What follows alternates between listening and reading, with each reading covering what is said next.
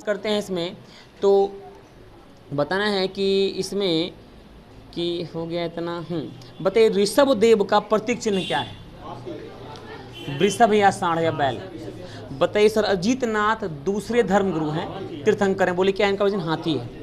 और देखिए तीसरे गुरु का नाम क्या है? संभवनाथ। सर बताइए चिन्ह क्या है सर? घोड़ा। चौथा का नाम क्या है? अभिनंदन नाथ। चिन्ह क्या है बोलिए? बंदर। बताइए पांचवें कौन है? सुमति नाथ। अब बोलिए प्रतीक चिन्ह क्या है इसका सर? सारस। अगला बोलिए सर यहाँ पे क्या है? पद्म प्रभु। बोलिए क्या आएगा सर? स्वस्तिक। अब बताइए सर जैन धर्म में सबसे ज़्यादा अगर किसी जैन तीर्थंकर पर बहस हुआ है 19वें थे। 19वें को लेकर बहस इसलिए छिड़ गया था क्योंकि श्वेतांबर दिगंबर ये ऐसे थे, इन लोगों का मानना था कि श्वेतांबर बोला ये पुरुष थे, दिगंबर बोला ये महिला थे। तो सर 19वें जैन धर्म तीर्थंकर मल्लीनाथ नाम था। मल्लीनाथ पर सबसे ज़्यादा विरोध हुआ था सर श्वेतांबर और दिगंबर में, और इनका प्रतीक क्या था? कलश था। अब बताना अरिष्टनेमी 22वें थे, इनका प्रतीक चिन्ह क्या है? शंख। पार्श्वनाथ क्या था? सर्प। और महर्षि का सिंह। अब ये बात ध्यान रखना है। बताइए ऋग्वेद में किस जैन धर्म तीर्थंकर का उल्लेख है? और किन्हें भगवान कृष्ण का? बिल्कुल। अब बताइए जैन धर्म में पूर्ण ज्ञान के लिए किस शब्द का प्रयोग किया गया? कैवल्य का प्रयोग किया गया है।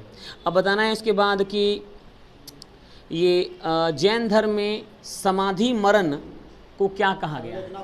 संलेखना पद्धति कहा गया है। अब बताइए कि इसके बाद जैन धर्म का सबसे प्राचीन धर्म ग्रंथ कौन सा है? 14 पूर्व। 14 पूर्व जैन धर्म का सबसे प्राचीन धर्म ग्रंथ है कौन? 14 पूर्व है। अब बताइए सर जैन धर्म का एक संप्रदाय है सर यापनीय संप्रदाय का प्रादुर्भाव किस संप्रदाय से हुआ? दिगंबर से हुआ। अब बताइए इसके बाद कि जैन मठ को क्या कहा जाता है? क्या कहा जाता है? बसादी कहा जाता है। बसादी कहा जाता है। अब बताइए कि सबसे ज़्यादा जैन धर्म का प्रचार प्रसार करने वाला शासक कौन था? चंद्रगुप्त मौर्य था। बताइए जियो और जीनोदो का उपदेश कौन दिया था? महावीर स्वामी ने दिया था। और ये कहाँ से लिए थे? उपनिषद से लिए थे। और बताइए कि महावीर स्वामी के निधन के पश्चात वह कौन था जो कि निधन के पश्चात भी जीवित रहा? गंधर्व आर्षधर्मा। बताइए सर इसके बाद 16 महाजनपद का उल्लेख किस जैन धर्म ग्रंथ में किया गया है? भगवती सूत्र में किया गया है। महावीर ने अपना पहला उपदेश कहाँ दिया था? राजगीर में। जैन धर्म को अंतिम संरक्षण देने वाला शासक वर्ग कौन था? चालुक्य वंश का वातापी का। चालुक्य वंश वातापी जैन धर्म को अंतिम संरक्षण देने वाला राजकीय वंश रहा है और शासक रहा है। महावीर के आध्यात्मिक गुरु का नाम क्या था? पार्श्वनाथ। अब है कि महावीर स्वामी का संबंध किस राज परिवार से था? मगध के राज परिवार से था। उनकी माता त्रिशला क्या थी? लिच्छवी नरेश चटक की बहन थी। अब बताना है कि लिच्छवी नरेश जो मगध के नरेश जो बिंबिसार थे वो क्या लगते थे? महावीर स्वामी के फुफेरा भाई लगते थे। अगला बताइए महावीर स्वामी एक गांव में अधिकतम कितने दिन तक टिकते थे? 5 दिन, न्यूनतम 1 दिन। जहांगीर के पिता का नाम क्या था? अकबर के पिता का नाम क्या था? हुमायूं के पिता का नाम क्या था? बाबर। अब पीछे मत जाइए। अब बताइए। अरे चलिए सर आप क्यों यहाँ का शासन काल बोलिए? बताइए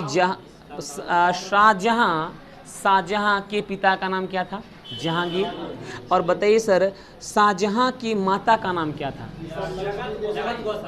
बताइए जगत गोसाई किसकी पुत्री थी? जोधपुर के शासक मोटा राजा उदय सिंह की पुत्री थी। बताइए सर ये जो आपका शाहजहां था इसका प्रारंभिक नाम क्या था? खुर्रम नाम था। है सर। आगे बताना है सर कि शाहजहां ने है मतलब किसे अपना वजीर पद पर स्थापित किया था? आसफ खां को। खाने खाना का उपाधि किसे दिया था वो? महावत खां को। बताइए सर, शाहजहां ने कितने रुपए का वार्षिक पेंशन देकर नूरजहां को जाने दिया? सर कहाँ जाने दिया था? लाहौर जाने दिया था। और सर जानते हैं सर, एक बार सेट मार रहे थे, सवाल आया था कि नूरजहां को कहाँ भेजा। हमारे दिमाग में बैठ गया लंदन। हम ऑप्शन देख रहे, लंदन मिल नहीं रहा है, छोड़ दिए सवाल। अब फिर अंतिम में आया ना, सोच गया यार लंदन भेजा ना उसको। फिर याद आया यार लंदन किसे भेज देगा भाई, अरे लाहौर हो गया आंसर, ऐसा हो गया सर, अजीब ही हो गया सर। ताजमहल का निर्माण करने वाले मुख्य स्थापत्य कलाकार कौन थे? उस्ताद अहमद लाहौरी थे। और बताइए सर, ताजमहल के वास्तुकार कौन थे? उस्ताद ईसा। अब बताइए सर कि ताजमहल में किसका मतलब रखा गया है, मतलब कब्र? मुमताज महल का। बताइए सर क्या? साझा भाई, बिल्कुल सर। अब बताना है सर कि मयूर सिंहासन का निर्माण किसने करवाया था? और इसके स्थापत्य कलाकार कौन थे? बेबादल खां थे। और बताइए सर कि पितरा दुआ नामक जरी का शुरुआत कौन करवाया था? बताइए सर कि इसके सिंहासन पर, मयूर सिंहासन पर क्या क्या है? सर इसमें जो है बीना बजाते हुए यूनान के देवता और फियस को दिखाया गया है। बताइए कि शाहजहां के शासनकाल को किसका स्वर्णकाल कहा गया? बताइए सर, दिल्ली का लाल किला कौन बनवाया था? दीवाने आम दीवाने खास। बताइए सर, दिल्ली का जामा मस्जिद? आगरा का मोती मस्जिद। आगरा का मोती मस्जिद। अब बताइए सर, एक मिनट बताइए सर, हुमायूं की मकबरा को किसका पूर्ववर्ती कहा गया है? ताजमहल का पूर्ववर्ती कहा गया है। बताइए सर उसके बाद कि शाहजहां ने अपनी राजधानी कहाँ से कहाँ कर दी थी? कन्नौज कहाँ से आ गया? आगरा से दिल्ली कर दी थी। और बताइए सर कि आगरा के जामा मस्जिद का निर्माण कौन करवाया था? याद करिए, दिल्ली का जामा मस्जिद शाहजहां, आगरा जामा मस्जिद उसकी पुत्री जहां आरा ने निर्माण करवाया था। शाहजहां के प्रमुख चित्रकार कौन थे? मोहम्मद फ़कीर मीर हासिम थे। बताइए शाहजहां ने किस संगीतज्ञ को गुण समंदर का उपाधि दिया था? लाल खां को दिया था। और बताइए सर, शाहजहां के पुत्रों में सर्वाधिक बुद्धिमान कौन था? बताइए, का रामायण करवाया था। बताइए सर, बताइए दारा शिकोह ने उपनिषद का अनुवाद किस नाम से करवाया था? सर्रे अकबर के नाम से, माने महान रहस्य। अब बताइए शाहजहां ने कहाँ पर एक कॉलेज का स्थापना करवाया था? दिल्ली में। और बताना है कि शाहजहां का मृत्यु का एक अफवाह फैलाया गया। अफवाह फैलाया गया तो क्या फैलाया गया? उनकी मृत्यु हो गई और उत्तराधिकारी के अधिकार को लेकर उनके पुत्रों के बीच युद्ध हो गया। बताइए सर, दारा और औरंगजेब के मध्य धर्मट का युद्ध कब हुआ था? बोलिए सर, धर्मट का युद्ध कब हुआ था? 1658 में हुआ था। इसमें कौन हार गया था भाई? दारा शिकोह को हार गया था। सामूगढ़ का युद्ध किसके मध्य हुआ था? हाँ ठीक है सर। और इसमें बताइए कौन, बताइए किस युद्ध को उत्तराधिकारी का अंतिम युद्ध कहते हैं? देवराय का युद्ध। अब बताना है कि शाह बुलंद इकबाल के नाम से किसे जाना गया है? दारा शिकोह को। और बताइए औरंगजेब ने किसे बंदी बना लिया था? कब बनाया था जी? 58 में सर। और बताइए शाहजहां का मृत्यु हो कब गया? 66 में मृत्यु हो गया सर उसका। आप बताइए सर, अपने कैदी जीवन के कितने वर्ष में हुआ था? 8 वर्ष में हुआ था। ठीक है, कल का लिखिए होमवर्क औरंगजेब भाई आए।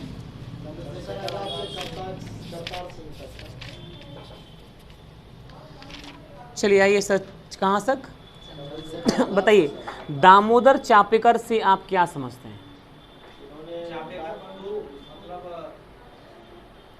सर, प्लेग कमिश्नर रैंड और एमहर्स्ट की हत्या के सिलसिले में दामोदर चापेकर बंधुओं का गिरफ्तार किया गया था और इन पर केस चलाया गया था। और हाँ सर, बताइए मदन लाल ढींगरा का क्या क्रियाविधि समझते हैं? कर्नल विलियम कर्जन वाइली को मार दिया था। बताइए सर, ब्रिटिश सरकार का विरोध करने के कारण किसे गिरफ्तार किया गया था? वसुदेव बलवंत फड़के। गदर पार्टी के सक्रिय कार्यकर्ता जिनको लाहौर सैनिक षड्यंत्र के हैसियत से गिरफ्तार किया गया वो कौन थे? करतार सिंह सरावा थे। इसमें इतना ही दिया गया था। आगे लिखा जाए, अनंत कन्हारे से लाला लाजपत राय। कन्हारे, हाँ बोलिए बोलिए बोलिए। और इसको नदी की संज्ञा दिया गया है या गंगोत्री से निकलती हो गया। गंगा नदी दो फाड़ से निकलती है, आई से बताते दो हैं। फाड़ होके बाद फिर एक फाड़ होती है। बताइए गंगा नदी, बताइए सर भारत का सबसे लंबा नदी कौन? गंगा नदी का लंबाई कितना? 2525 किलोमीटर। बताइए सर गंगा नदी को जीवित नदी का दर्जा कब और किसने दिया? गंगा नदी को जीवित नदी का दर्जा 2008 नहीं सर, इसमें गंगा डॉल्फिन को दिया गया। सर गंगा नदी को 2008 में राष्ट्रीय नदी का दर्जा दिया गया और गंगा नदी में पाई जाने वाली डॉल्फिन मछली को राष्ट्रीय जलीय जीव का दर्जा 5 अक्टूबर 2009 को दिया गया। अब बताइए गंगा नदी को जलीय जीव का दर्जा कब दिया गया? सॉरी, जीवित मानव का दर्जा कब दिया गया गंगा नदी को? सर कहते हैं कि गंगा और यमुना दो ऐसी नदियां जिनको उत्तराखंड के नैनीताल हाई कोर्ट ने 2017 में जीवित मानव का दर्जा दिया। तो पहला सर गंगा नदी को राष्ट्रीय नदी का दर्जा 2008 में और गंगा नदी को जानते हैं सर, वो लड़कवा जो है सीधे गया धक्का मार के कहता ओह वो तो बुरा आदमी कुछ नहीं बोला। क्या बोलेगा सर, बोलने के लिए रही क्या गया उनके पास। आइए सर गंगा नदी को बताइए सर, तो गंगा नदी के भीतर पाई जाने वाली डॉल्फिन मछली अर्थात गंगा डॉल्फिन को भारत का राष्ट्रीय जलीय जीव का दर्जा 5 अक्टूबर 2009 को, इसी कारण प्रत्येक वर्ष 5 अक्टूबर को राष्ट्रीय डॉल्फिन दिवस मनाते हैं। और गंगा नदी और यमुना नदी को जीवित मानव का दर्जा 2017 में उत्तराखंड के नैनीताल हाईकोर्ट द्वारा दिया गया है। हाँ सर 17, अब देखिए सर 17 में हैं, हाँ एक बार। अब बताइए सर गंगा नदी की बात करें तो गंगा नदी का लंबाई कितना है? बताइए गंगा नदी जो है इसका बताइए प्रादुर्भाव उत्पत्ति अर्थात उद्गम स्थल बताइए कौन सा? देखिए गंगा नदी दो नदियों से मिलकर बनती है, एक अलकनंदा और एक भागीरथी। तो अलकनंदा निकलती है उत्तराखंड के, भागीरथी तो निकलती है गोमुख हिमालय से। आई अलकनंदा शायद कहीं से निकल रही है, ध्यान नहीं है। सर बताते हैं कि के बाद दोनों आती है और देव गंगा बन के निकलती है उत्तराखंड होते हुए, यूपी होते हुए, बिहार होते हुए और पश्चिम बंगाल होते हुए, बांग्लादेश होते हुए बंगाल की खाड़ी में। तो कहते हैं सर गंगा नदी दो नदियों के संयुक्त जलधारा को कहते हैं, अलकनंदा और भागीरथी। अलकनंदा नदी का उद्गम स्थल उत्तराखंड का सतपथ हिमानी है और भागीरथी नदी का उद्गम स्थल गंगोत्री ग्लेशियर है। दोनों ही नदियां उत्तराखंड के देवप्रयाग में आकर मिलती हैं और उनके संयुक्त जलधारा को गंगा नदी कहते हैं। गंगा नदी बताइए सबसे पहले पठारी रास्तों से होते हुए किस मैदानी इलाके में आता है? हरिद्वार में आता है। और बताना है कि हरिद्वार से अगर निकलता है तो पहले बताइए गंगा नदी कितने देशों से होकर गुजरता है?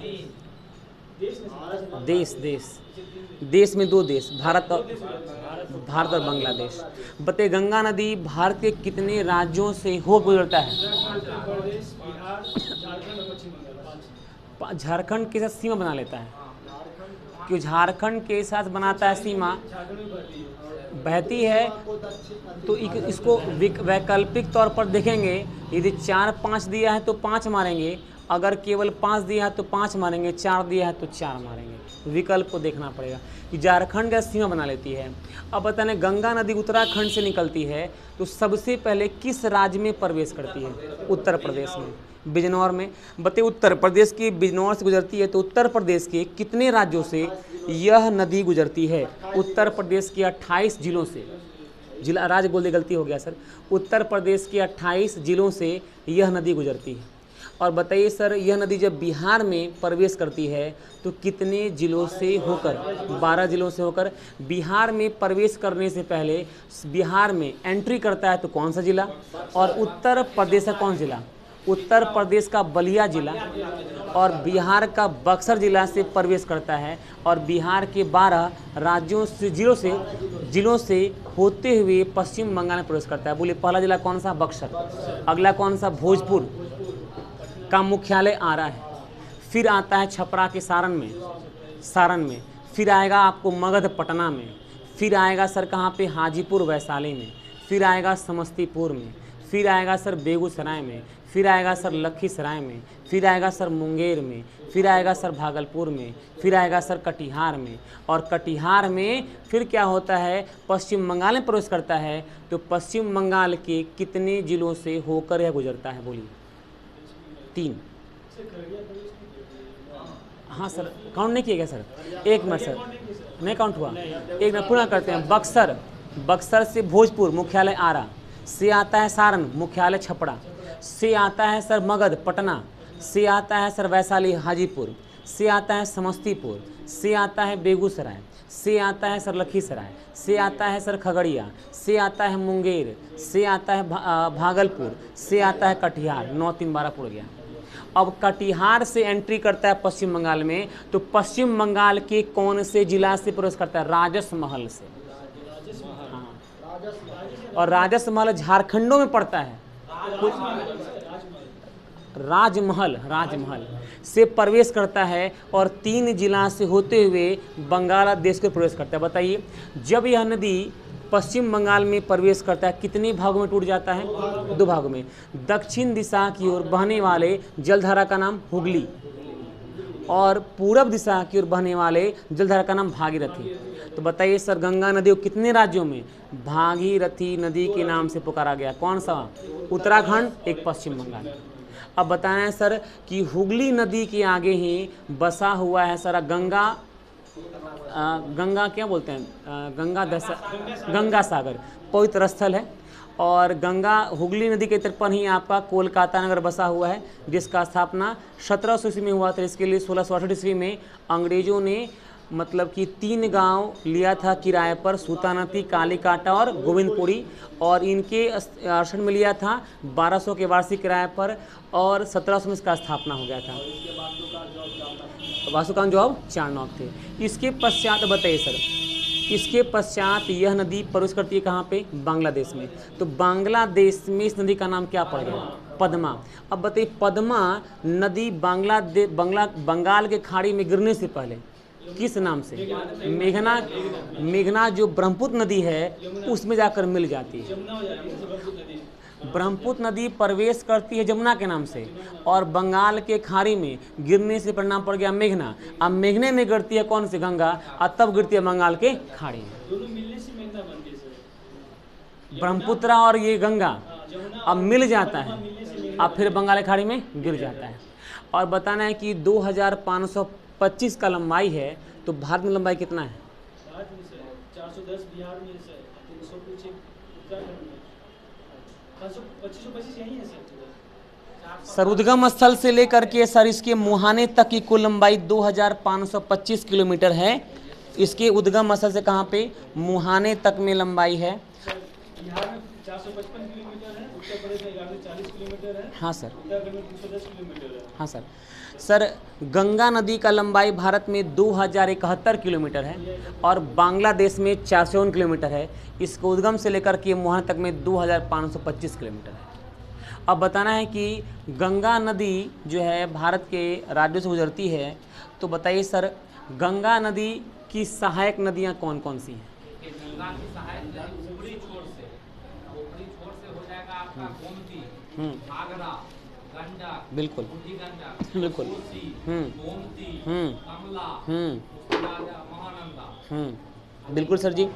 गंगा नदी की सहायक नदियां हैं रामगंगा, गोमती, घाघरा, गंडक, कोसी, सोन, दामोदर, फिर इसके बाद बागमती। इसके पश्चात आप कह सकते हैं सर, इसके बाद सर गोमती हुई ना गया सर, बूढ़ी गंडक भी कह सकते हैं, फिर सोन हुई गया है।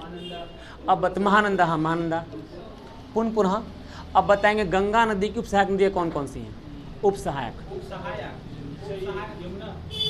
सर, यमुना तो सहायक नदी हो गया।